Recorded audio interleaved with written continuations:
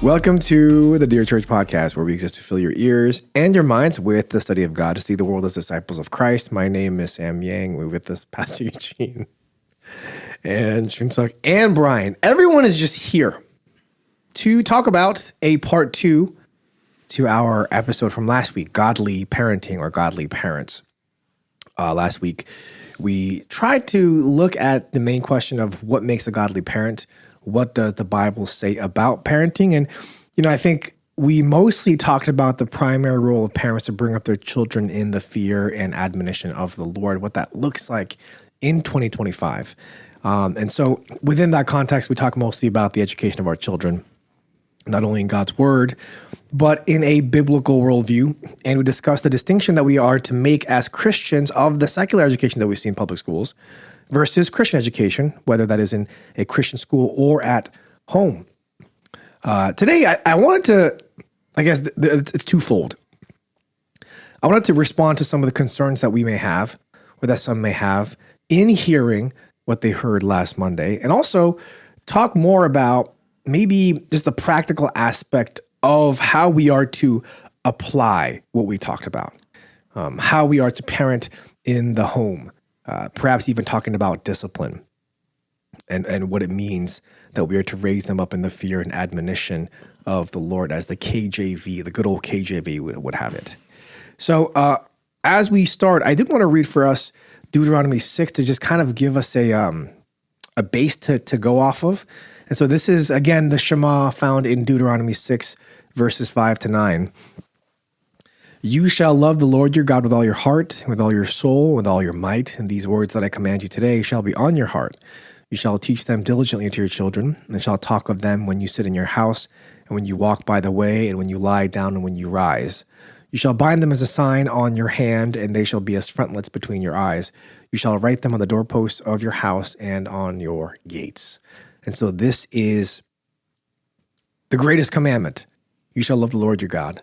And then following that, it is the second greatest commandment, loving your neighbor, the people that are closest to you, who are your children, and what it means to love them and to parent them. So I guess as we begin, I want to just kind of bring up this idea of Christian liberty. The way that we talked about how parents are to parent in a godly manner in 2025 was talking about education. And what education looks like, at least in America today, is you go to public school, or you go to private school, or you get homeschooled. Those are kind of the three options. I don't think you can not go to school. Can you not go to school? I don't think so. I think it's illegal, actually, for you not to go to school. Yeah, I don't think it's legal, but you won't get into a college. No, I think they catch you if you don't go to school, and they put you in a school. They catch you? Yeah, like, oh, look at that, young feller. No, I don't think so. I don't think they do that. Really? Yeah. I always thought it was illegal, so I was scared. Well, I went to school, but so that's kind of the three options that we have today in 2025. If we are promoting or encouraging Christian education, whether that's in a private school setting or in the home, and we're talking about, I guess, the negative effects and the negative foundations of public schooling, aren't you infringing upon Christian liberty, some may say? Isn't Christian education or choosing where our child goes to school, isn't that a part of our Christian liberty? And as a matter of fact, if Christian education is so important, what about college? Do they have to go to a Christian college? Because there's very little Christian colleges. And not only that, if you go to a Christian college, maybe you won't get that job. The Ivies aren't Christian. All the good schools right now aren't really Christian or Reformed. So are we saying that we are setting our kids up for failure because we're not allowing them to go through the system as everybody else is going through the system? Well, there was a lot there. And I don't know if I really can go with some of the premises that you purported. First of all, education in the home and education in public school are different things, or education in Christian schools. So you could have both. You could have education in the home, which you must, and you can send them to either public school or Christian school or some kind of private school. I meant homeschooling, sorry. Homeschooling. Yeah. Oh, I see. Yeah. By education in the home, I meant homeschooling. Well, every kid needs to be homeschooled to a degree. Mm-hmm. And what we were saying was some of the basic foundations. So some of the things that came up after, which I think we should address now, are some of the opinions that you had, that you shared in the podcast before, and we'll just hit it straight on if that's okay. My opinions? Yeah. Sure. About public education. Public education. Sure. I don't think it's good. I think there's better. There's better. What are the better options? Well, the way that I view it is, this is kind of the way that I view parenting or leading a family. There's 3 pillars in leading a family. And the first is, I think, in the home, like we talked about. The second is at church, on the pulpit. And the third, now in modern day, is schooling, because these kids are in a school system from 8 to 3, whatever it may be. And so my opinion and my thought is, if you are in school from 8 to 3, and if you know that schooling system teaches you a worldview, why would you not put that child in the best opportunity, the best place to succeed, and success being a faithful disciple of Christ? Okay. That's just my view. And so am I saying that going to public school is a sin? No. But I am saying that going to a Christian school is better. Is better. Perhaps not in the way that you may think. Christian schools are objectively better than public schools? By virtue of what they stand for and what they teach. Yeah. Okay.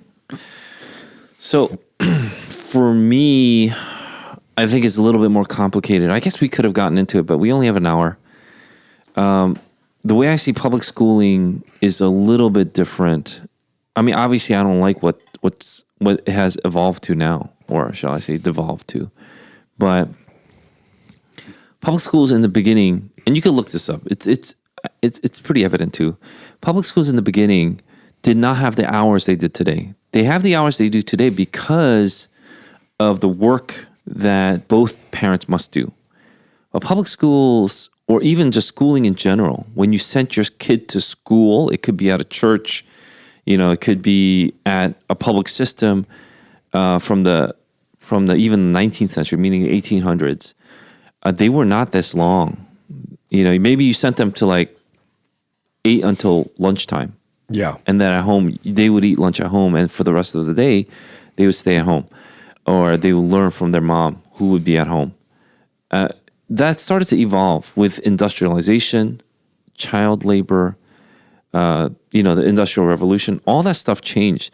So what I would encourage people is, when they look at public education today, or when you look at, I need to school my kids, it's better for you, and this is why my wife and I also have longer conversations, because I try to tell her it's better for us to know the full context as much as we can, the broader context of what everything is coming down to now. So my wife teaches, and she has to leave the house at like 7 to get to school before 8 to prep before the kids come in, like 8:30 or 9 or whenever they come in. And then they leave at like 2:30 or 3 or 3:30, and then she has to stay until like 3:30 or 4 because she needs to clean up. So she has that full 8 to 9 hours days, where the kids have like 6 or 7. But, again, in the 19th century, was not that long. 4-5 hours max, I believe. And then, with all these industrialization, like these changes that came with the Industrial Revolution, schooling systems, they were all challenged. And now, because of where we are now, especially with the 2 parents working, it's very difficult for parents to, let's say, go back to that. So they can't stay home and teach their kids sometimes at all. Because what if you have to leave at 7 a.m. and you come back at 7 p.m.? So you just have to feed your kid, put them to bed, and the next day they have to go to school. So some parents have, even they work double shifts, and not all parents have a luxury that perhaps someone more in the affluent socioeconomic stages of their life, like people who live in our area in North Bergen, New Jersey, might have. Does that make sense? So even when I was growing up, so just to give you a little bit about my background, when I was growing up, my dad had to study in seminary, and he worked for the U.S. Postal Service. So I think he was a postman, but he would work there. And so he would be out all day. My mom had these crazy hours as a radiologist. So, she would be on call all the time. Sometimes she had to go, in the wee hours of the morning, she'd be gone, that kind of thing. And so my grandparents really took care of me. If I didn't have my grandparents at all, I'd just be home. So a lot of times I was just home by myself in like elementary school or middle school, whatever. And I would cook myself some instant noodles, and then I would give it to my sister to eat.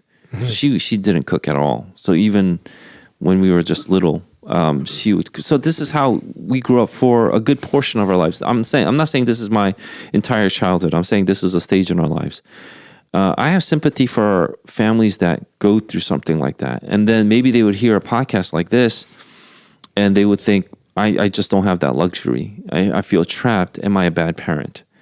And the point of the podcast was to, yes, even challenge the parents that have double shifts. Maybe both parents have double shifts and they barely get to see their kids. The challenge is still biblical. The biblical challenge is you are still responsible for your child, especially their education.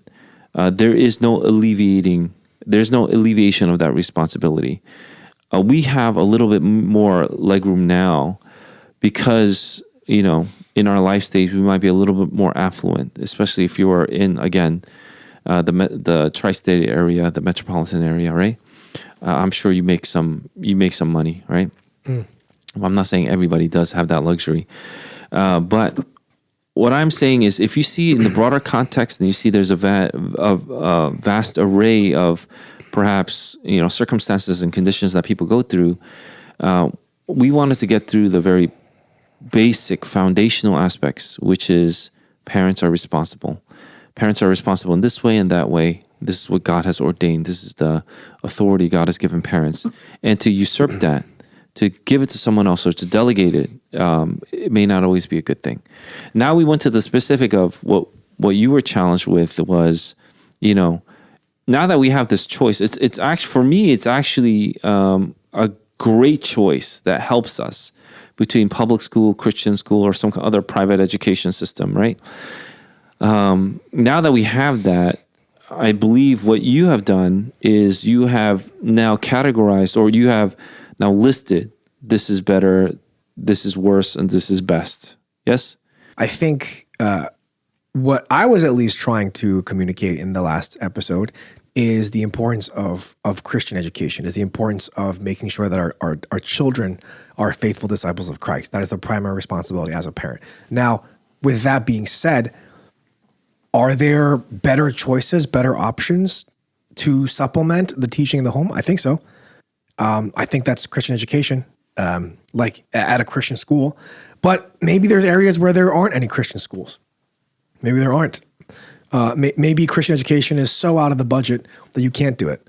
Budget's a big thing. So let's say who doesn't live on a budget? But let's say you have a certain budget, and you have to make a decision. If I send my kid to this private school or Christian school, we have to really tighten our belts to a degree where, we have to take a lot of the things that we have been, consuming on a daily. We have to take that out, and then is that worth it? So people have to make that decision. Is sending your kid to this particular Christian school, because not all Christian schools are the same, this particular Christian school, so much better than sending my kid to public school, or my specific public school, because we're not talking about the broad idea of public school, your public school in your town, that kind of thing. Is it so much better that I would now take out, let's say, $60,000 a year to send my two kids to this school? $60,000 is a lot of money.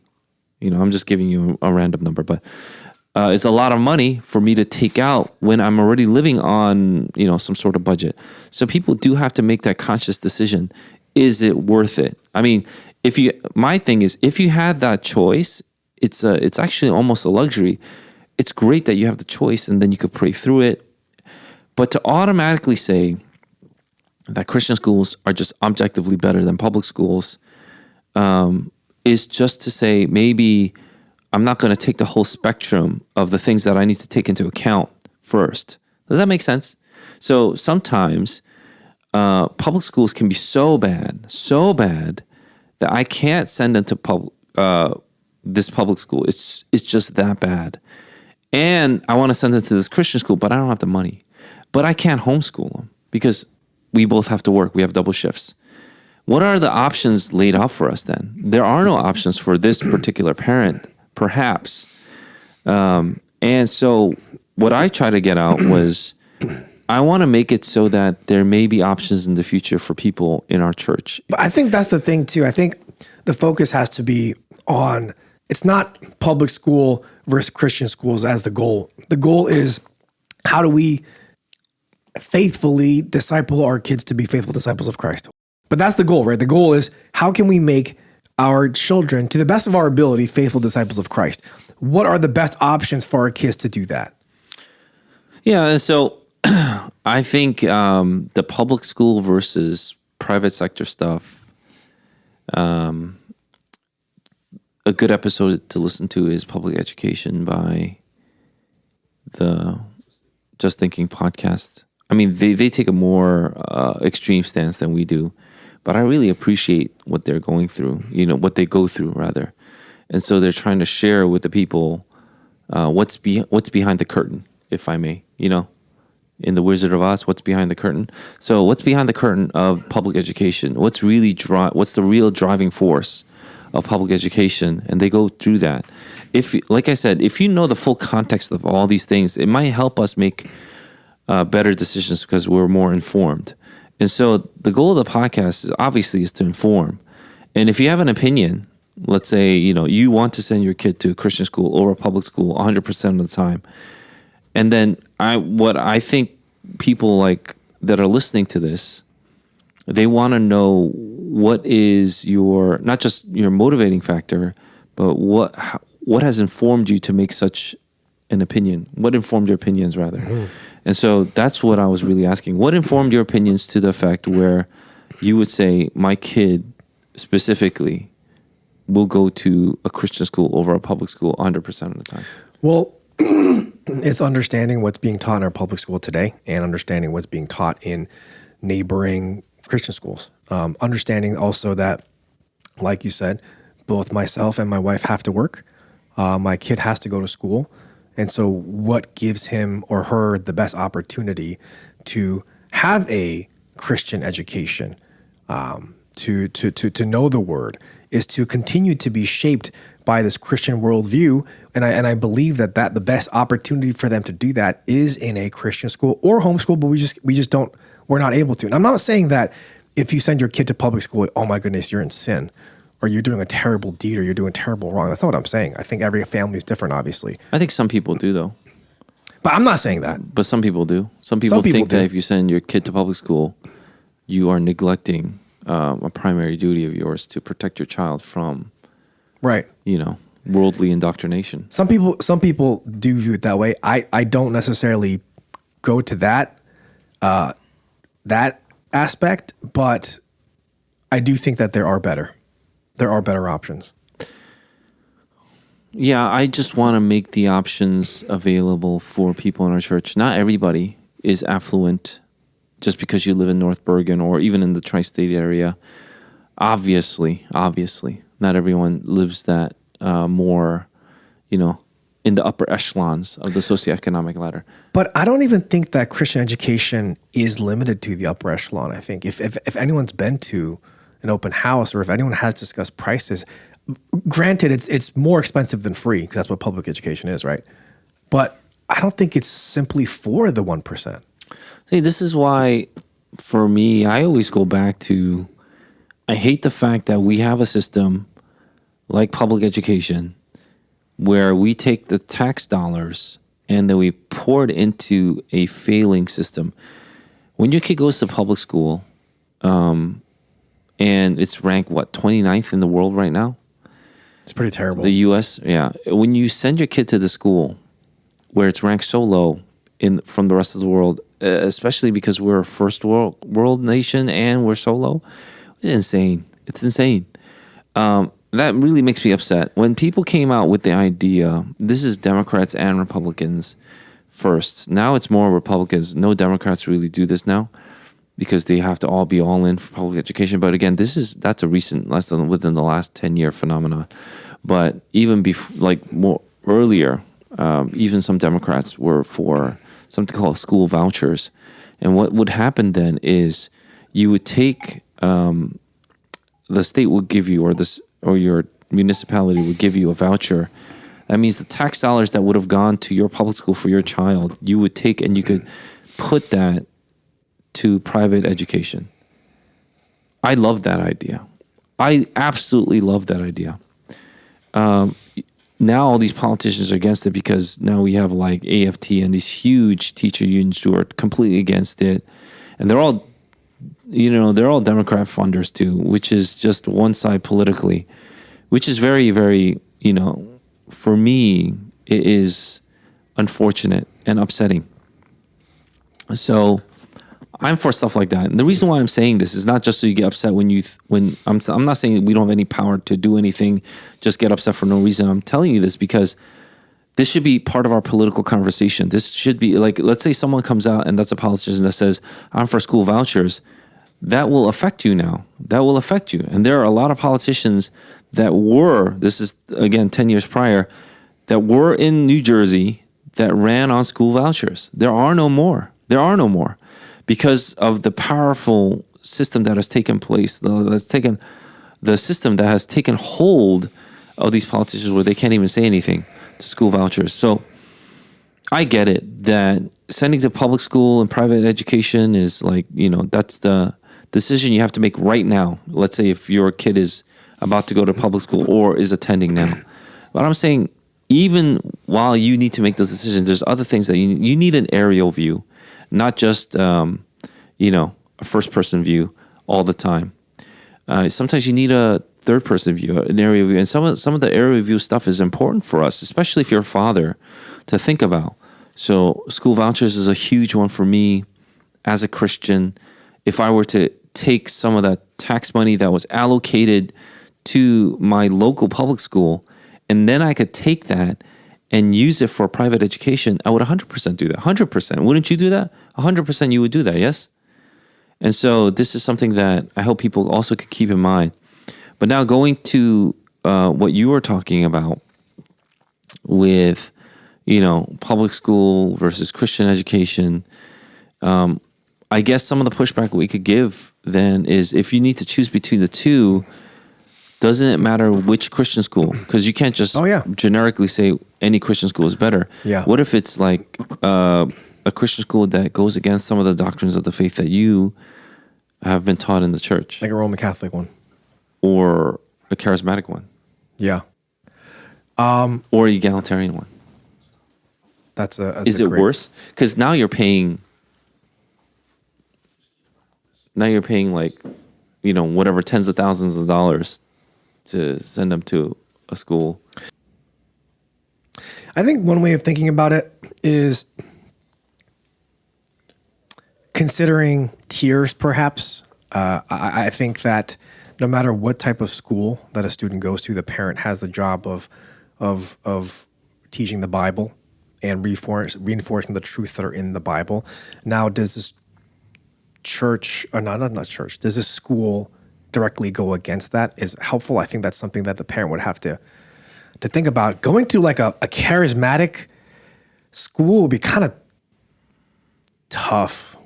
Yeah, what if they're like today we're gonna pray in tongues, guys. Try to teach your kid that. That might be tough for someone like us. Yeah. But then I guess you'd have to think of like the balance, right? It's like, okay, but they preach the gospel, but they do it this way. How do you kind of discern between that? Yeah, so I think constant involvement, again, I hate the fact that we have evolved to where we are now, where both parents have to work, and feminism, egalitarianism has convinced women that staying home is a terrible thing. Raising kids is a terrible thing. But all these things I've railed against in the past.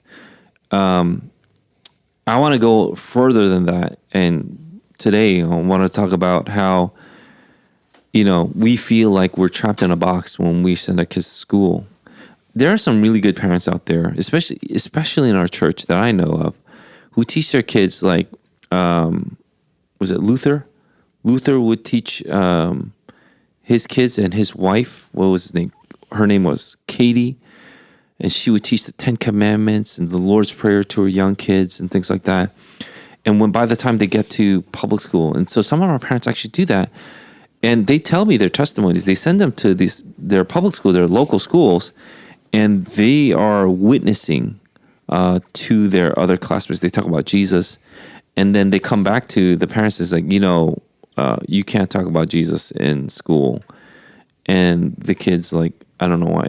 Not my dad says I could, that kind of thing. There's always this back and forth.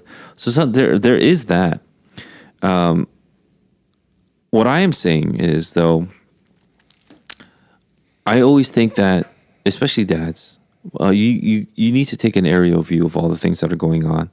The reason why there's a Christian school option, I think, is great, because when you take the aerial view, you know the trajectory of where your school is headed. And if you know the trajectory of where your school is headed, just because if you just take that, pinhole view of where your kid is right now with her teacher, in her class, with her students, with her classmates, that is short-lived, is my point. That's short-lived because a class can completely change. And then you're done because you haven't prepared at all, either financially, physically, but especially spiritually. So I think what the podcast did last week, which was great, was it put parents, and this is some of the feedback that we got too, it put parents on this wavelength of, now I have to think aerially. I need to think like, my kid's good right now, but there's no guarantee my kid will be good next semester or even tomorrow, to be honest. Yeah. And I need to be ready. I need to be prepared in case something like this happens. And this is something that I talk about with my wife. My kid's not of age yet where she's going to public school, but she does ask me, what are we going to do for kindergarten? I was like, that's a good question. And we'll have to really think about it. Do we want to continue? There's all these questions, because this is what all parents think about. Do we still live in this town? Do we buy a house in another town? Right. In that town, we need to check the schools. Is it too far from church then? Because I don't want to live an hour away from church. That's too much, right? As a pastor, I can't do that. I don't want to live anywhere more than 20 minutes from church. 20 minutes is probably the maximum for me as a senior pastor who might need to go to church right away for whatever reason, right? And so those are things that I think about and I talk about with my wife. What would happen if, let's say, there's nothing? And I was like, if push comes to shove and we're absolutely devastated, no options out there, then one of us has to quit and teach the kid. I told her that. One of us has to quit. I mean, that's the extreme situation. But we think about, like, a dad would technically think about all those things. Obviously, we don't want to get to the extreme, but I think dads tend to think like that. What if a nuclear bomb explodes in New York City? What are you going to do? Things like that. Guys have those, scenarios play in their heads. Do they not? I think they do. Is it just me? I think guys just do, right? Because I think fathers, obviously, you're not supposed to take it to an unhelpful, level, but dads tend to think like that, and they should to a degree, especially when they're thinking about some of the extreme cases that might, that their kid might face in public school. Where I live, I kind of think more about bear attacks, but I guess Black bears? I think so. Yeah, Did you know that New Jersey per capita has the highest density of black bears? No, I went hiking with my wife and I saw a black bear. It was like munching on a deer corpse or something. I don't know. In my neighborhood, there's you know how when you have Ring camera, you have like the neighborhood stuff? There's bears everywhere, like everywhere. Yeah, I like Ring. I'm scared to go on walks at night because I don't know. Are black bears nocturnal? I don't know, but there might be that one night where this bear was sleepless. I don't know. He might have had a bad hungry. day. Yeah. I mean, if it's a black bear, you have to fight it. Do I have to fight it? I think black bear you fight. Yeah. Blackberries you fight, brown bears you play dead. And green bears you eat because they taste like strawberries. Haribo. Yeah. Or Black Forest or whatever. Delicious. But I guess as we continue this conversation, we're talking about people that have heard this podcast episode last week. A lot of our church members are teachers in public school settings. I know that last summer we had our guest speaker who talked about this topic actually and said that public school teachers need to get out as soon as possible. As far as I know, that hasn't happened in our church, our wives included. And so how do we kind of make sense of this where I guess on one side you can see faithful Christian saying that public schooling, you need to get out as soon as possible versus, there's another side, also faithful Christian, who may not think that is immediate or who may not think that, that's absolutely necessary at this juncture. Yeah, when Virgil Walker came and said that, I think it took a lot of people by surprise or, it was a little bit to whatever degree in the shock level, right? Yeah. Like, get out now. Like, there's a gasp. There's a gasp. I heard a gasp. There was a gasp. It was from me, I think. You were on the stage with them. Yeah, I think so. I think, there are warnings that are out there for us. And for us to ignore all of them would be foolish. That's what I think. I think when people give warnings like that and it's, obviously he meant it with love. It was heartfelt and it was informed. He could be wrong. I'm not saying he's absolutely right 100%, but he could be wrong. But to forego that warning and to just dismiss it, I think would be foolishness on our part. So when he says get out of public school, I think people took it to heart and it's going to weigh on them and it's going to affect their decision making in the future.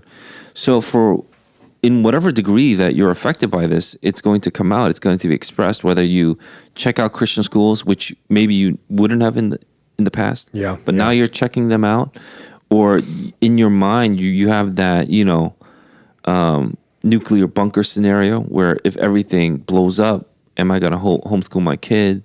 Someone has to quit their job. Well, who's going to quit the job? Right? Is it going to be the mom or the dad? Who makes more money quits the job, or is it just because the mom is the mom that has to quit her job? Like, well, all those questions are in your mind. For me, that's a good thing. I'd love it because we are supposed to think like that. We're supposed to prepare ourselves, and it brings me to even like 1 Corinthians chapter 7, when Paul is talking to the singles in Corinth, saying, in view of the present crisis, I don't think you guys should get married. That's what he was saying. There's a crisis. There's persecution that's here. Don't get married right now. Just focus on the Lord because you might not even live long. Yeah. But then if you're married, you're just going to try to live as long as you can because you're now newlyweds and you're thinking about your honeymoon and all that stuff. And so he's giving them this wisdom, gave them warnings. And if they heeded the warning, that would be, good on their part. And obviously, but these are things that we see, like people who love us are coming to us. They're giving us some warning, some heads up, because maybe it hasn't happened in your locale, but it's happened to where he was, right? Where Virgil was. And so he's like, yo, we got to get out. Maybe and obviously he's more traveled than we are. So he gets to see he gets to hear all these testimonies from other people on the topic. So it's coming from a place where I think is helpful for us. That's what I think, at least. So if you're a public school teacher here, it should give you pause. Oh, yeah. After that, my wife is thinking about it. Like, she's there now. I said this in the podcast, but right now, again, pinhole view is she has a good class. She has a good co-teacher. Her school doesn't bother her. Perfect right now. That can change, like next semester. And I asked her, like, if these factors change, would you still be a public school teacher then? And she said probably not, because she's now preparing in her heart. If these factors change, it becomes too much where it has to go against her principles, her religion, all the things that she stands for, and she can't teach the way she wants to teach. She's just not going to do it. And so those are things that we have had conversations about. And I think you probably did too with your wife too. Yeah. Right? I mean, I think it was interesting because this year there wasn't so much talk about liberal agendas being pushed down, but it was more of how do we have so many kids in our class, and then how do we handle the illegal migrant crisis here? And so that was kind of the focus of this year. But in terms of liberal and godless ideologies that were shoved down, it wasn't that bad compared to previous years. But again, like you said, I think it is a season by season discussion that we need to have, and we do. Yeah, maybe next in 3 years or 3.5 years, someone comes back, puts the DOE back in place, and then just force crams all the stuff that we've been fighting against from day one, because they saw that Trump could do all this with all these executive orders. They're going to do that. They're not going to. There's no more hiding in the bushes. Yeah, it's all uncovered now, and they're just going to force it down. What are you going to do, right? Yeah. I bet some teachers are going to be like, well, I'm forced to teach this, so I'm going to teach it. And as parents, you'd be like, I'm not going to let my kid learn this. Yeah. Why are you doing this? We had a good relationship. And then what are you going to do then? So my thing is, we don't know what the future holds, but we prepare for the future. Yeah. You're a fool if you don't prepare for the future. And so, I'm sure you talk about it in your families. I'm sure the people that are listening to our podcast talk about it with their families. And we want to be as informed as possible. We want to give our kids the best chance possible. And so no parent wants to send their kid to a school where then they're indoctrinated to worldly ideals if they're a Christian. And so that's not what we want to do here either.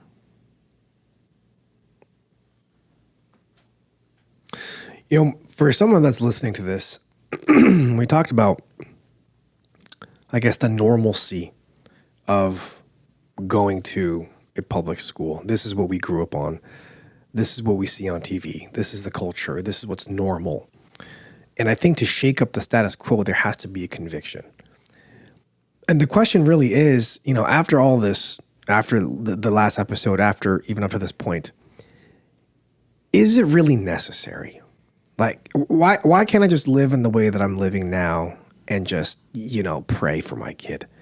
Is it really necessary that I take all these extra steps? Is this really, is this just going to blow over in a couple months? Yeah, I mean, that's the weight that is on the parents. So let's say we went to Katie and Martin Luther. I think her full name is Catherine. Catherine, right? yeah, I was going to say, Katie's a very modern name. Katie is what Martin Luther called her. Oh, Catherine, I think von Bora, right? Yeah. Bora Bora. And so his wife, Catherine, would teach, let's say you teach your kid the Ten Commandments and they go to school and they explicitly teach the opposite. They teach something antithetical to the Ten Commandments. And they continue to say, your parents are wrong, they're dumb, they're old-fashioned. And then they're bombarded by this for the 8 hours they're in school. What are you going to do as a parent, And so sometimes you have to take your kid out of school, There is no choice. The immediate response that you have to have is take your kid out of that school. And we talked about that with that Washington father, right? Who took his kid out of school and just moved out of state because they were indoctrinating him, telling him that, his son's a girl. And then, he gave an update a few months later saying, we're in this state now and my son's doing just fine. Yeah. He doesn't have these mental health issues that they said he had. Yeah. He was just going through, puberty like a normal kid. And so those are things that we always have to be, mindful of and watchful for. And so those are things that I think parents are. I think parents are like that. But we want to, inform you even further about, what you could be mindful of and what you should watch for. That's all. I think that's helpful. Yeah. But if you think that we're saying like Sam said, if you send your kid to public school, you're a bad parent. That's absolutely not what he said. I got to throw out some defense for Sam. That's not what Sam said. Sam said you're a mediocre parent. He didn't say that you're a bad parent, right? So that's pretty good. If you send your kid to public school, you're a mediocre parent. No, obviously that's a joke. All our parents were bad parents, though. Yeah. I mean, I told you my personal, situation, my circumstance that I grew up in. Yeah. And so those are things where I'm very fortunate, but, you don't throw your kid into the lion's den because you were fortunate and got out of the lion's den because I did it, you could do it too. That's kind of stupid. Yeah. And so that's not what we want to do. If there's a better option for you, then we hope that you take it. And hopefully in the future, our church will be able to offer some of those, better options. Yeah. Yeah. In the near future. I wanted to ask questions about disciplining our children, instructing them in the fear and admonition of the Lord. I want to read for us Ephesians chapter 6, verse 1 to 4. And we read this last week, but it reads, "Children, obey your parents in the Lord, for this is right. Honor your father and mother. This is the first commandment with a promise that it may go well with you and that you may live long in the land. Fathers, do not provoke your children to anger, but bring them up in the discipline and instruction of the Lord." Similarly, Colossians 3, 20 to 21 reads, "Children, obey your parents in everything, for this pleases the Lord. Fathers, do not provoke your children lest they become discouraged." And so Paul in the letter to the Ephesians and the Colossians, same thing, but a little different. Do not provoke your children to anger, but bring them up in the discipline and instruction of the Lord. Versus Colossians, do not provoke your children lest they become discouraged. When we read this, I think some people might be a little confused. Okay, so if I'm a father, my instruction is to not provoke my children to anger or even prevent them from being discouraged, but is to bring them up in the discipline and instruction of the Lord. What does that mean? Yeah, it doesn't mean that you can prevent your kid from being discouraged ever. Like ever. Obviously. But Or discouraged, angry ever. Yeah, discouraged in the more general sense or in the absolute sense. They shouldn't be discouraged in the absolute sense is what Paul is talking about. And so these are things like what we talked about. Luther, Calvin, Zwingli had a bunch of stuff. Knox had a bunch of stuff on parents and things like that. But what they would really say and hone in on is when you want to, let's say, discipline your child, what you should do is you should make sure that your child understands that he or she has dignity as an image bearer of God. So even if they're discouraged, that should never be taken away. Like they are worthless, meaning they are no longer an image bearer of God, because being an image bearer of God inherently invokes dignity when you address somebody. If I know that you bear the image of God, it inherently, when in my interaction with you, would provoke dignity. Does that make sense? Right? Mm-hmm. So that's something that kids have to also understand. Like, I need to show them that I love them. Yes, absolutely. Show them that you love them. Show them that you care for them. When you take away some of that, care and kindness that you might show to be a little bit more disciplined, make sure that you don't take away the dignity. I think those are things that it's pretty clear in the Bible. It might be difficult to execute, right? Yeah. Because when you're mad at them, you want to treat them like trash. But your children are not trash, right? No. And so, even when you're mad at them, don't treat them like trash. I think that's, if we were to put it in today's vernacular. So I think one of the things that a lot of parents are always wondering is this idea of disciplining children. I think culturally, there are different methods of doing it. And people make jokes, across different cultures of how their parents discipline them and stuff like that. That's a running joke if you look at social media and stuff like that. But, discipline is a command in the Bible. Proverbs 29:17 reads, "Discipline your son, and he will give you rest. He will give delight to your heart." Proverbs 13:24 reads, "Whoever spares the rod hates his son, but he who loves him is diligent to discipline him." Proverbs 23, "Do not withhold discipline from a child. If you strike him with a rod, he will not die. If you strike him with a rod, you will save his soul from Sheol." Interestingly enough, I thought this was so interesting. Deuteronomy chapter 21, 18 to 21. It reads, and this is a seriousness of disciplining your children. Deuteronomy 21 reads, "If a man has a stubborn and rebellious son who will not obey the voice of his father or the voice of his mother, and though they discipline him, will not listen to them, then his father and his mother shall take hold of him, bring out to the elders of his city at the gate of the place where he lives, and they shall say to the elders of his city, this our son is stubborn and rebellious. He will not obey our voice. He's a glutton and a drunkard. Then all the men of the city shall stone him to death with stones." So you shall purge the evil from your midst, and all Israel shall hear and fear. So the importance of discipline and not allowing it to get to that point. How do we do this? How do we discipline our children? It says if you strike him with a rod, he'll not die. Striking with a rod is kind of looked down upon in today's era. What do we do? How are we to discipline our children? And where do we know it's too much versus too little? How do we find that balance? Yeah, so I think we've gone to the extreme where we only want to give positive reinforcements, but that's not how the Bible goes. The Bible starts off with negative reinforcement. The Ten Commandments are negative reinforcements, but then it goes on to the positive reinforcements. To understand the negative and the positive are important because when you look at the commandments, what does Jesus say and what does, the young rulers answer? How does the young ruler answer? Love the Lord your God, with your heart, your mind, and soul, right? And the second commandment is like it, love your neighbor as yourself, right? And so they understand that. They understood the positive commandment. And so when you're a young child, you start with the negative, but you can't stay with the negative. You have to go to the positive. So you start with the negative and you start weaving in positive. And I'll give you a very, very, I guess, simple example. When I was a kid, I was not able to cross the street.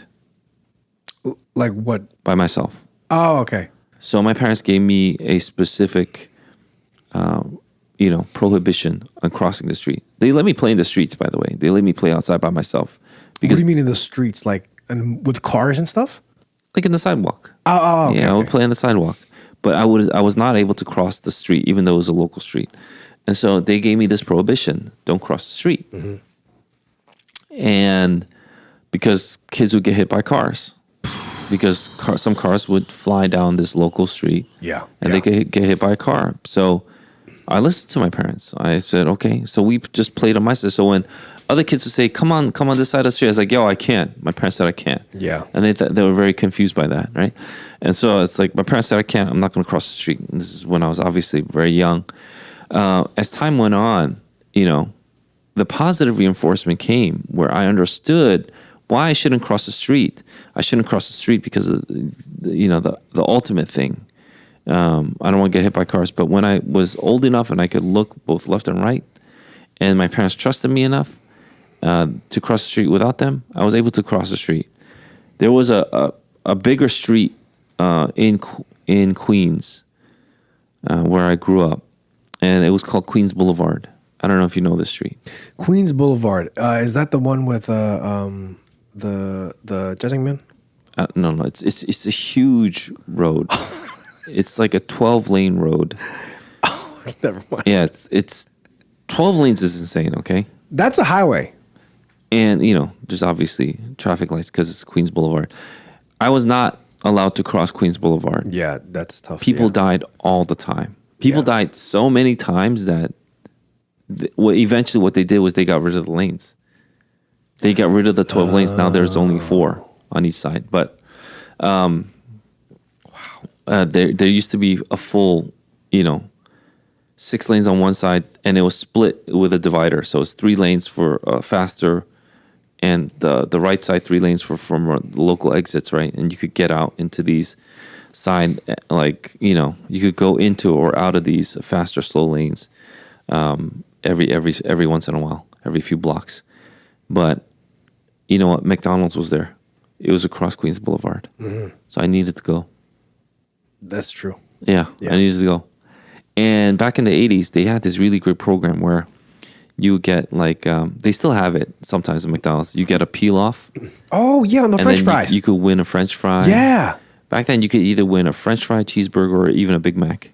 Wow. And someone always won. That's how good it was back then. Wow. And you guys, millennials don't know, or Zoomers definitely don't know, but it was pretty good back then. So this older friend of mine, he was able to cross Queens Boulevard. And so in the beginning, he would cross by himself and get a Big Mac. But after a while, I told him, I wouldn't tell my parents, I would just cross. It was pretty dangerous. But we would go to Queens Boulevard, cross it, go to McDonald's, and then he would say, excuse me, sir, we didn't get one of those tickets. Can we get a ticket? And that's how we used to get free Big Macs. and then he would get the top half and I would get the bottom half because he was older. Is the top half better? Because it has 2 buns. The top half of the Big Mac has 2 buns. So you got I'll just get the bottom one with the. I see. Anyway, but that's how we kind of grew up. But you get the negative reinforcements to get the positive reinforcements. What's the positive reinforcement? Is to understand the rules of the road, to understand like what's going on out there, to understand the broad aspect of, this is the freedom that I could have in this. And this is why the prohibition is there, to understand the freedom. So some of the things that we learn is to teach our kids, how to live in the world by not just giving them prohibitions, but to expand their knowledge to see this is how cars work.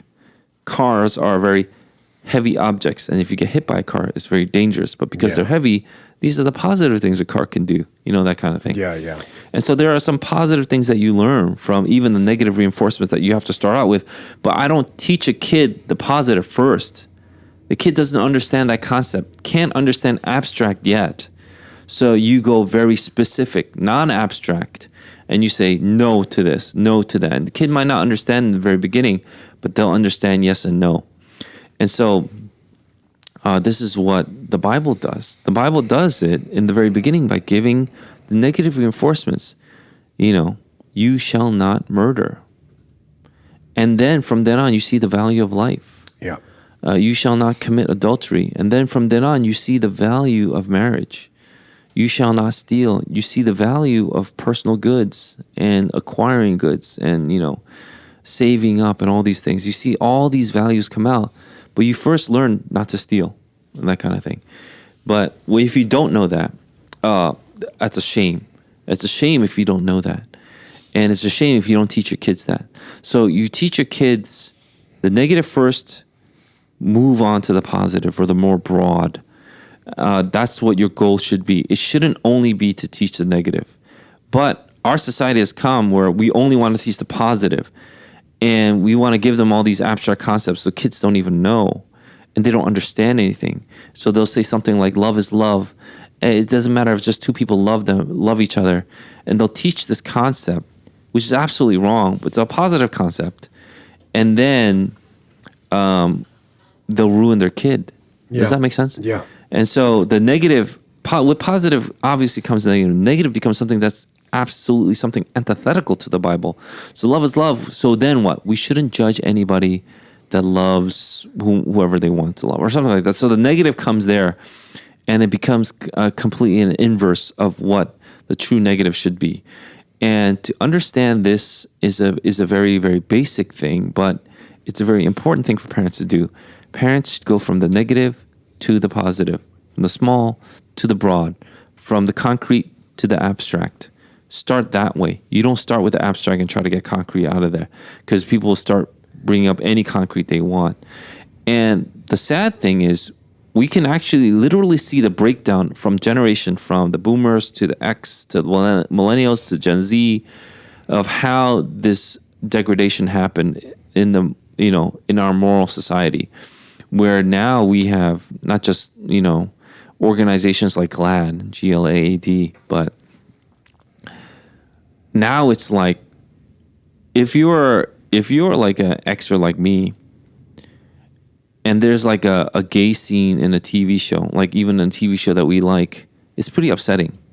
It's like, why they have to put that in there? It has nothing to do with the show. They just have to put it in, for some kind of gratuity, just to show people, oh, this is kind of who we are. Millennials take less offense at that. Zoomers just think it's natural. Like Gen Zers just like, this is just part of life, a gay scene here or there for no reason. For Xers, it's still upsetting. But I think if you grew up in the Christian household, it's still kind of upsetting. It should be. Does that make sense? Yeah. Yeah, because you should have learned from the concrete first. This is not good.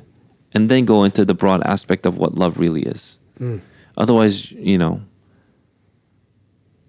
I think, some of the pop culture references that I may be making here hopefully make sense. But, that really obnoxious song that people play like in SNL, What is Love, Baby Don't Hurt Me? Yeah. Even that song goes to show, like, I think it became so popular because it does resonate to even a very shallow degree of people have no idea of what love is, but they want it because they weren't given the concrete values first. So even with discipline, I think, there are conversations that people have, in terms of who does it. Is it the father that does it? Or is it the mother that does it? If it's a daughter, like who does the disciplining? And I think within that question, there's the broader question of, are there any distinctions that are made in the Bible on the role of mother and father? Do we find anything, fathers do this versus mothers do that? Is there a distinction in what the father and mother are to do? And we talked about this in our marriage episode of what a husband and wife do, because there are distinct roles within that. But is there a distinct role in a father and a mother that we see in the Bible? Yeah, I think we see it in the Bible, but we also see it naturally, meaning in nature. And so nature does play a role in how, we kind of address our kids. The first voice that a child hears is the mother's. That's nature. And mothers tend to have a higher range. Mothers can have a softer voice. So when a baby is in the womb of the mother, that womb actually suppresses a lot of noise outside, but they can still hear the mother's voice. So the first voice that a baby hears is the mother's voice. Mm. And it's a soothing voice to a child. And it should be a soothing voice to even us. The soft whisper of a mother calms a child's soul. That naturally would progress to mothers being more of a caregiver for the child, nurturing. Obviously, even from the very beginning, a mother will feed the child from her own body, so the nurture is there. The father comes in because he's playing. Again, I talk about this the last two podcasts now. Often, the father comes in an aerial view. He comes in from the top, and he's more protective. He provides. He gives stuff to the child, so the child understands. Then the father is someone who gives something from the outside to the child, where the mother gives something from the inside to the child. It's always that's the natural course of things. Okay, that's how we would have all grown up, naturally speaking. So where this comes is the Bible addresses all that with creation order. The Bible addresses that with creation order, where then the child starts to see, the mother is close to me, but the father is head and leading. So the father is out there in front leading while the mother is close to me. And even when people used to, travel, that's exactly how they travel. The father was in the front, the mother's with the child in the back, right?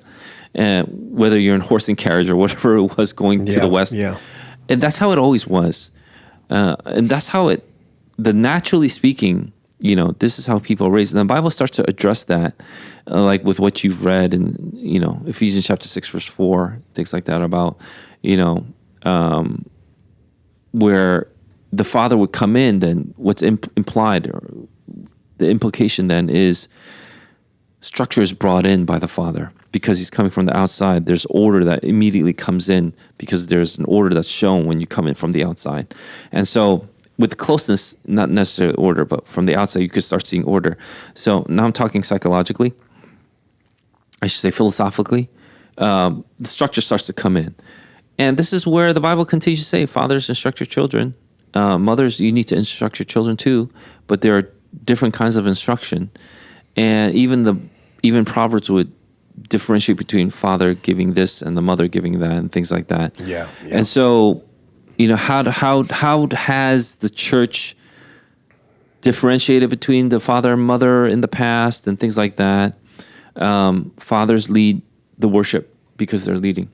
Fathers lead family worship. So, if we're going to get into specifics, when we're talking about the faith, fathers lead the family worship. Catechism is taught by both parents, enforced by the father, and reinforced by the mother, and things like that. And when we think of things like that, we see that some of the things is just really natural. So natural, you bring Christian order into it. I'll give you another example because if I feel like I may be trying to hit like a shotgun, a broad range of things. Mother's the first voice they listen to, but it's also the first singing voice they listen to. So a lot of kids that grew up in Christian households, they remember hymns in their mother's voice. Does that make sense? Because their mom used to sing the hymns. And so it's important for moms to sing hymns. Those are things that, Christian forefathers picked up on, and they would reinforce, things like that. You always do that. In fathers, because they are naturally more the disciplinarian, again, order comes from the outside, because they naturally become the disciplinarian. What would happen is the Bible reinforces that by saying, don't exasperate, right? Don't do it in anger. But fathers need to use a consistent kind of discipline, not this kind of like up and down discipline. So it can't just be, you got to come in, and then when you come in, you come in raging. But when you come in, it needs to be, here's this order, here are the rules, here are the boundaries, even for the father in discipline, so that discipline is consistent. So those are all things that the forefathers, like their reformers, have continually taught on. The consistent one that I just gave you is from John Knox. And so, I'll stop there in case you have any questions or want to follow up. No, I think that's helpful, because I think oftentimes, we'll see the father doing something. And even in the qualifications for deacon and elder, we see what the father is supposed to be doing. We see what the husband is supposed to be doing. But then, even with the mother, we see in Proverbs 31 what a woman does, a godly woman does. And then, I keep on weirdly thinking about the way that Jesus talks about Jerusalem, and how like a mother hen who protects her young and nurtures them. I don't know why that keeps on coming to my mind. And even through that, you see what a mother is supposed to be doing. And so it's interesting. Maybe there is no mothers do this, as like a list, but you see throughout the Bible what mothers do and what godly mothers do and what godly fathers do as well. Yeah. I think, naturally speaking, again, mothers connect their children to the father because children are already connected to the mother. Mothers have this role that they play of connecting their children to the father. And if we think about it like that, if the father's the head, then the mom's the body, the torso. And then the kids will be connected through the torso to the head. It makes more sense in Chinese. And this is why in my pre-marriage counseling session, I always talk about it in everything. So if you have pre-marriage counseling from me, I talk about this.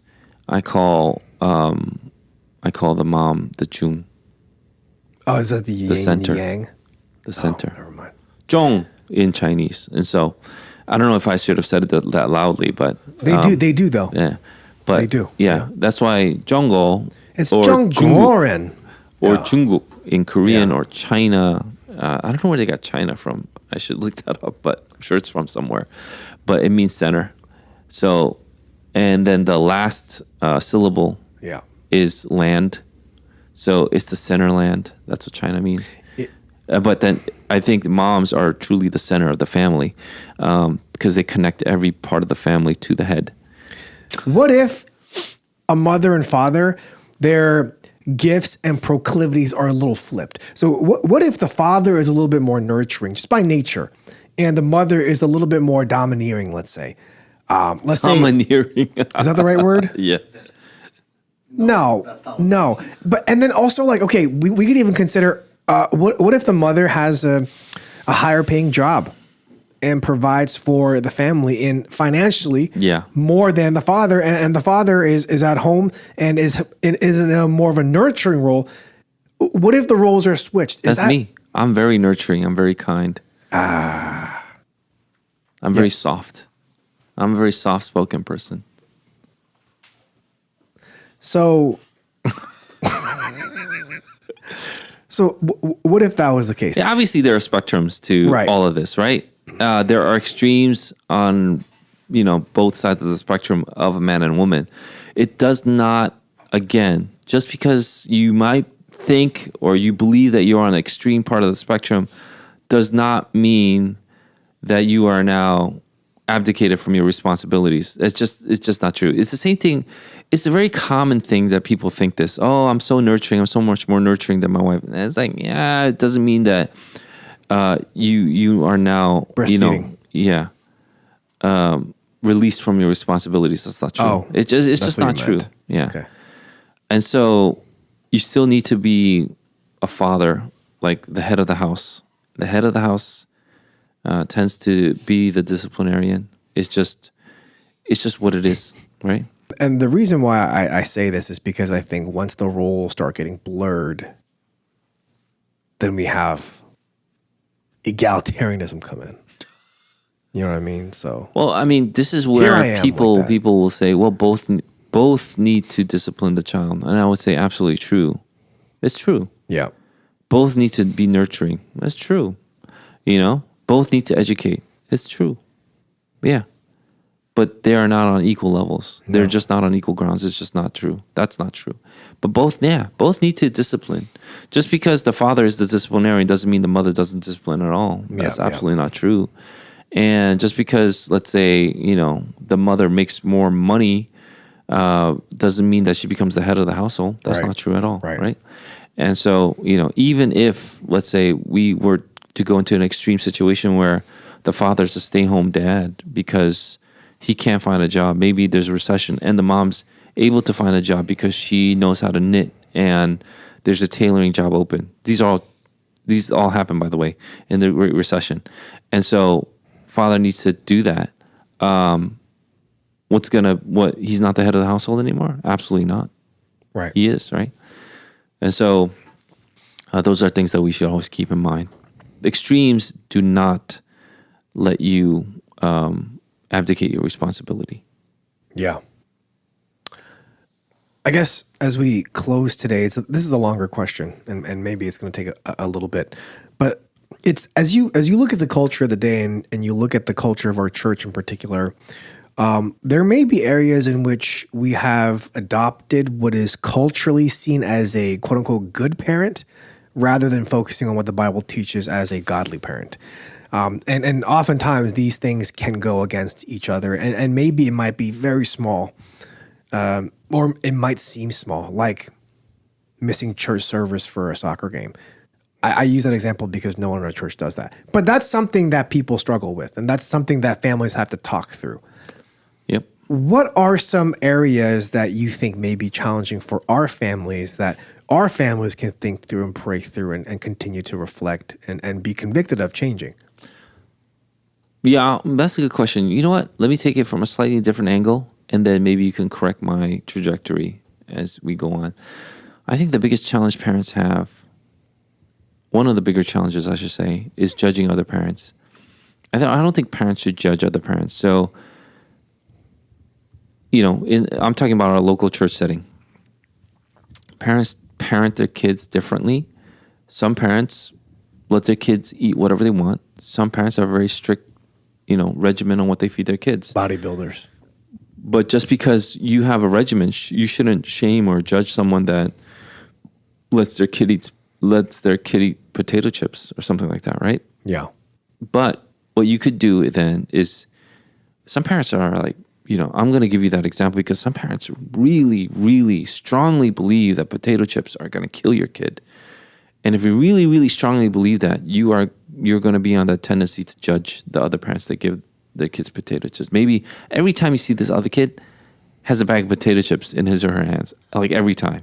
You're like, and then you can't help, and it comes out of your mouth. Every time I see you, boy, you have a bag of potato chips. Boy. Right? And so I think those are things that parents need to learn to temper.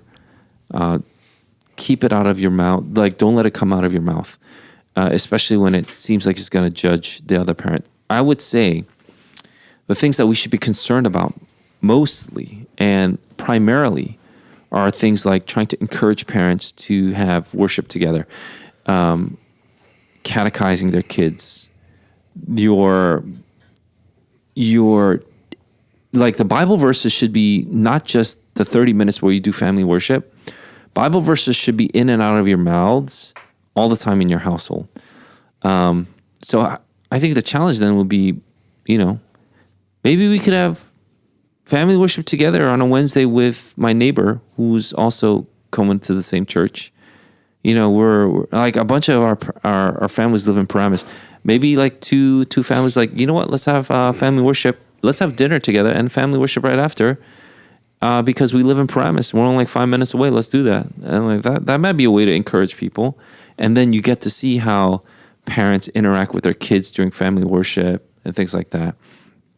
And that's how you encourage. You know, one of the things that I would definitely try to push toward parents is try to encourage other parents in their parenting and try not to judge. So I think we're more on the judging side because we live in a social media era where all everyone does is judge. Yeah. And so some of that can leak over to our real life where we will now judge even parents in our own church and things like that. So I hope that you won't do that.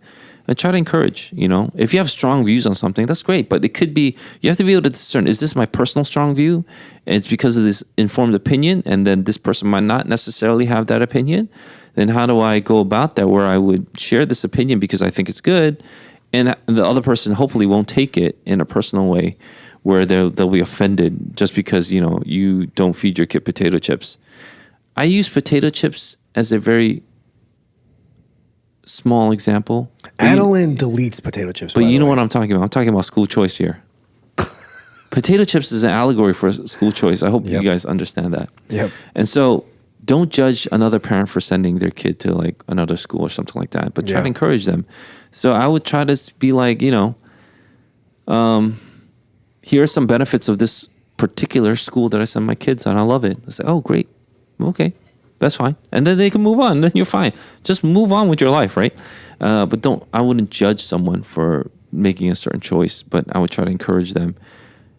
If it's dire and I feel like I need to warn somebody, then that might be changing. So again, you need to use discernment on this issue. You know, if it's dire, like they're doing like a drag show on Monday. Drag Mondays.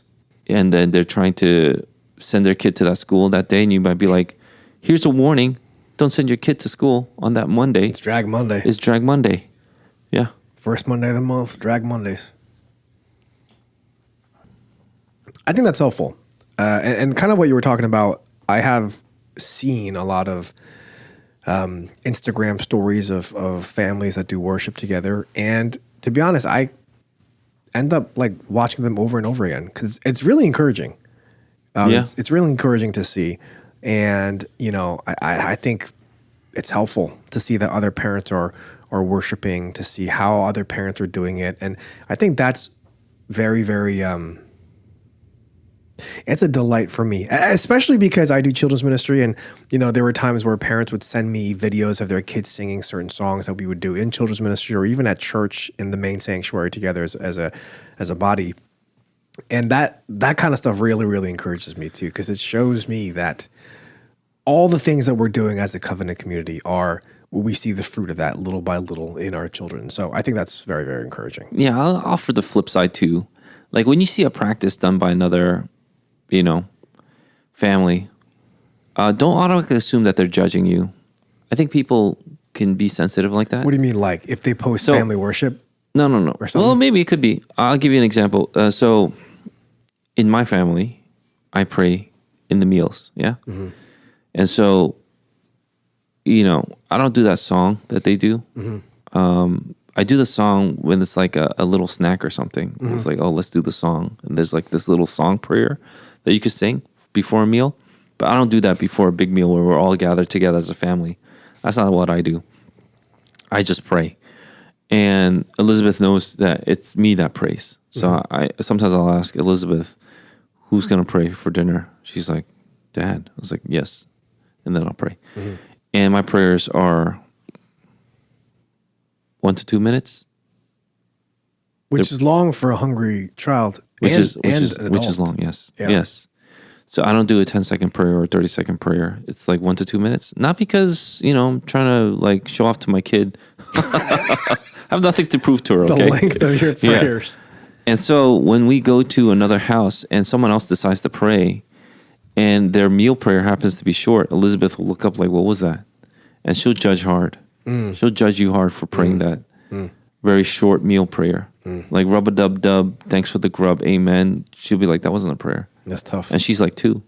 And she even, no, I'm just kidding. So the point is like, you can feel judged. saying don't be so sensitive, right?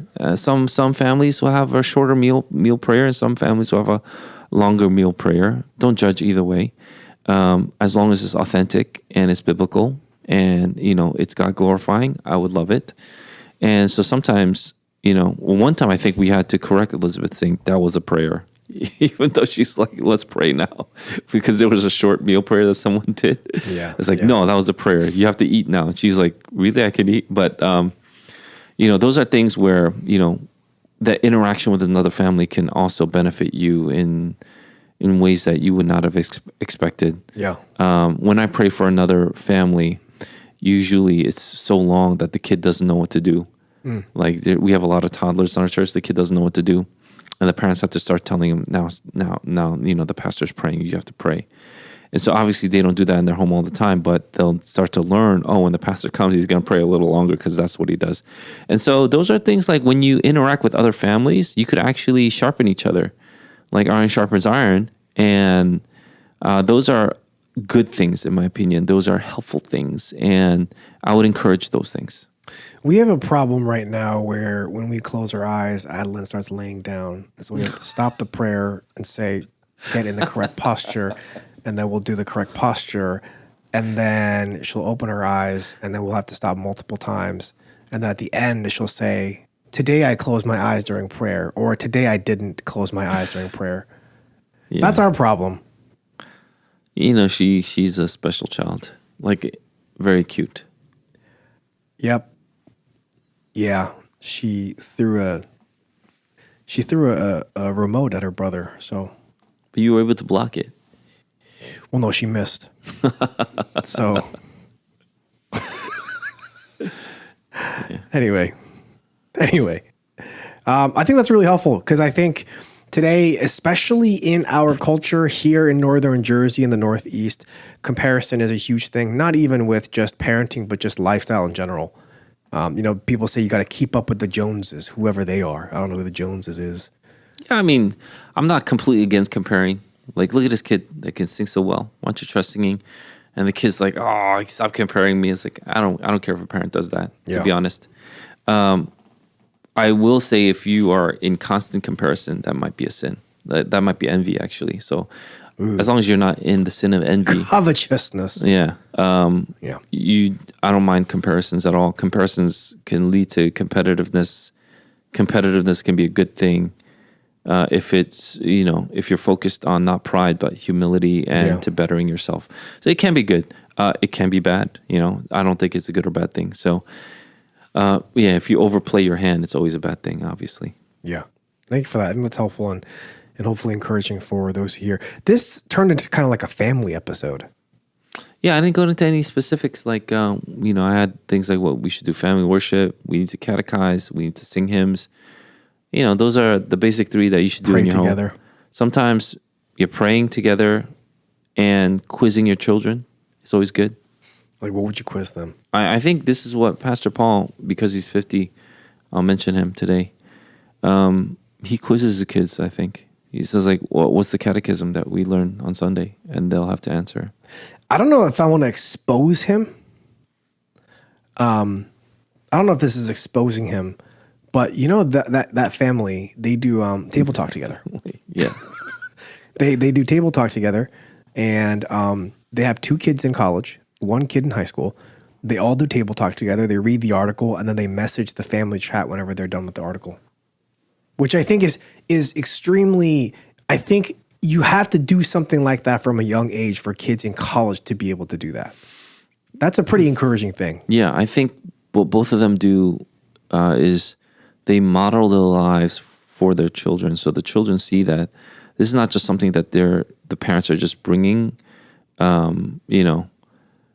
because of some kind of obligatorily, right? Like they're just obligated to do this. This is what the father and mother just naturally did, and they brought it. So they are the type of people that would read table talk, and they'll bring it to the kids, and the kids are the type of people also that will follow. So modeling it for your kids is very, very key.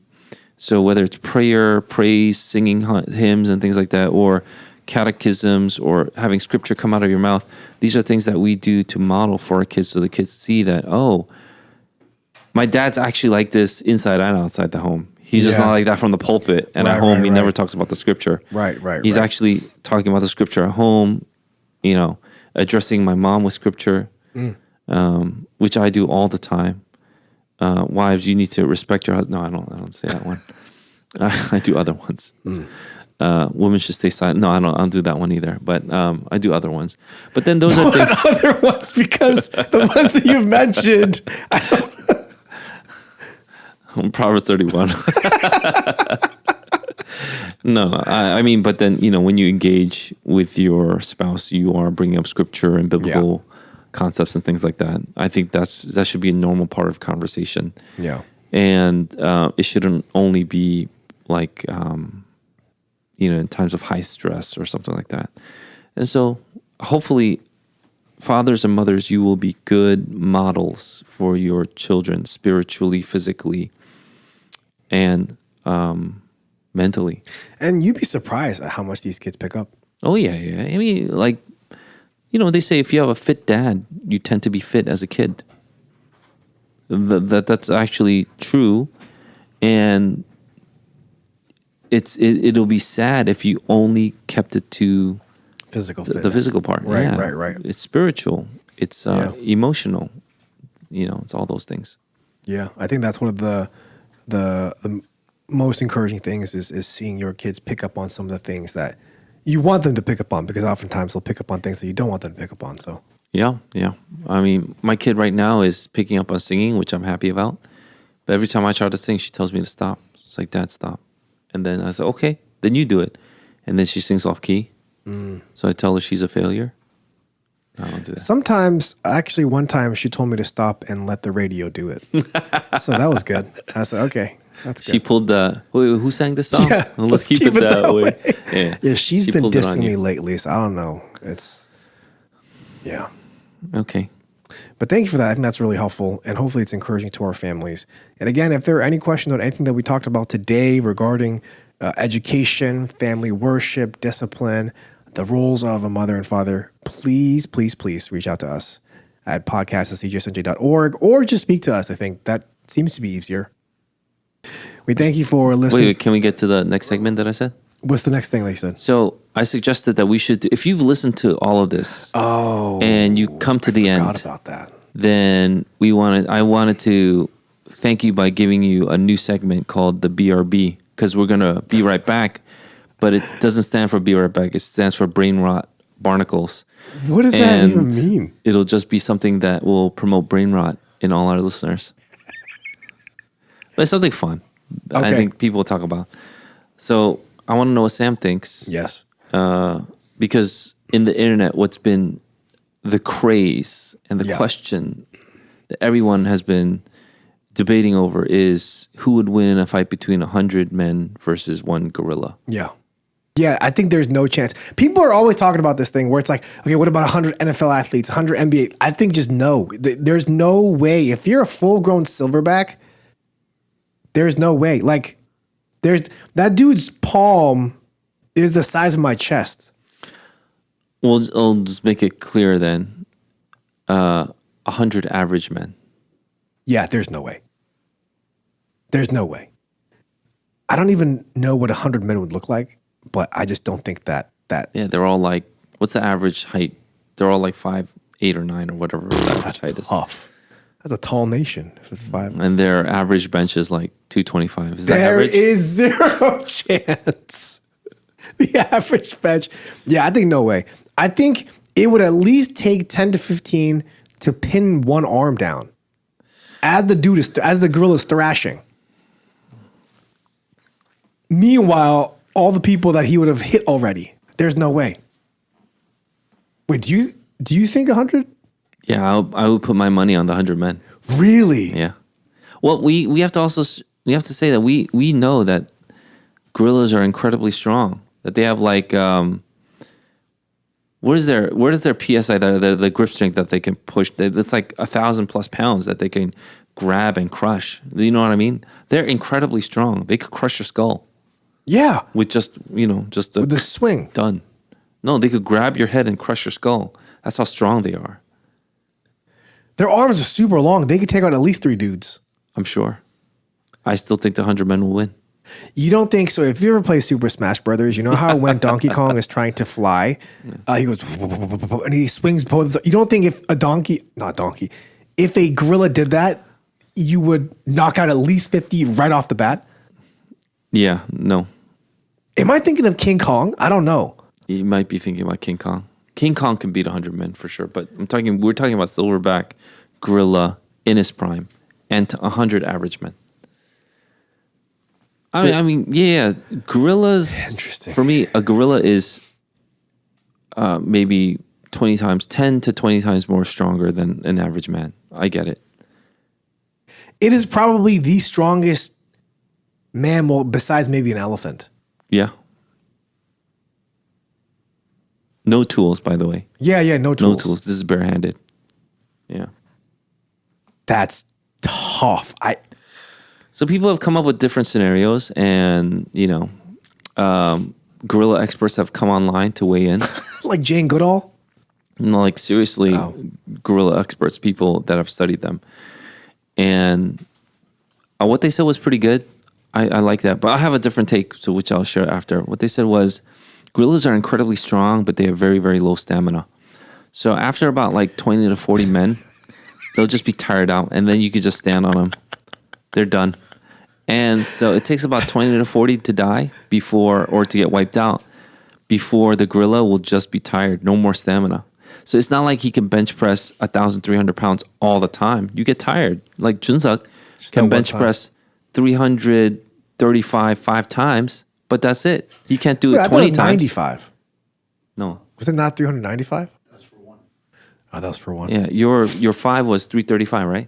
So he could bench press 335 pounds 5 times, but that's it. That's my point. Like, there's a limit to his strength and stamina. Same thing with the gorillas.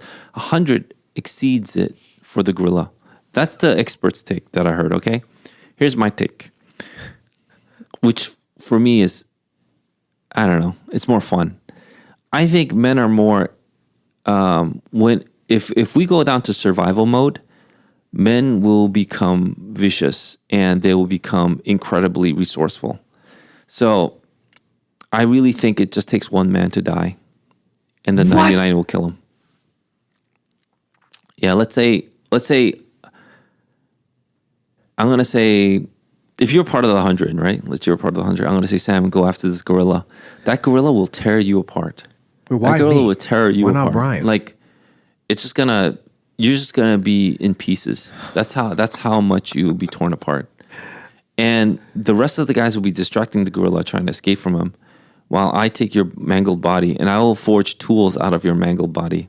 I thought you said no tools. No tools are given, but your body is a tool. You'll use my bones? Yeah, so I will use your bones, I will sharpen them. That's so tough. And I will make daggers out of them, and this gorilla will be stabbed to death. But meanwhile, the gorilla, you're not even helping me. I've never heard this response before from anybody else. So this is the first that you're hearing of it, because it's legitimately my theory. It's just extremely gruesome. So That's life, though. After the gorilla kills me, you use my bones as the gorilla is chasing other people. I believe that Christ will raise you on the last day. No, that has nothing to. I know that. It's not like I'm desecrating your body because out of disrespect or anything like that. No, I know that. It's for survival. But have you seen the movie Alive? No. They eat each other's like buttocks, their gluteus maximus muscles. Oh, that's top sirloin. Yeah, because they were out of food. Anyway, but people will do things to survive, is my point. And 100 men, we're bound to get into a scenario where they will use the resources that they've been given. Someone's going to come up with that. If I'm able to think about that for like the 2 minutes of brain rot we had, I'm sure someone could come up with something even better if they were in that life or death scenario. But you don't have a screaming gorilla just smelling of sweat and blood and heat everywhere. Again, the experts say the stamina won't last long, a few minutes at most. Do you think 30 Chunsoks could beat a gorilla? 30 Chunsoks. Prime, peak performance Chunsok. 30 of them versus a gorilla. I think Maybe 4 chunsuks. No, no, no, no, no. There's no way. All right, a 5th one to close it off. I think 30. 30 will do the trick. Thank you for that. That was delightful. I've actually seen this online, and so Yeah, people are talking about it, and it's just kind of foolish, but sometimes you could have a little fun. So that's our BRB segment. Maybe we could have a jingle. BRB before we leave. so many. One of the characters named Tung Tung Tung Tung Tung Tung Tung. What is that? They have like these characters for Radio Rock now. Thank you, Pastor Gene, for that BRB. And we will BRB. We thank you for listening to this episode of the Dear Church podcast. Join us next week. We hope and pray that this has been a blessing on your ears. Fight the good fight, finish the race, keep the faith. Peace.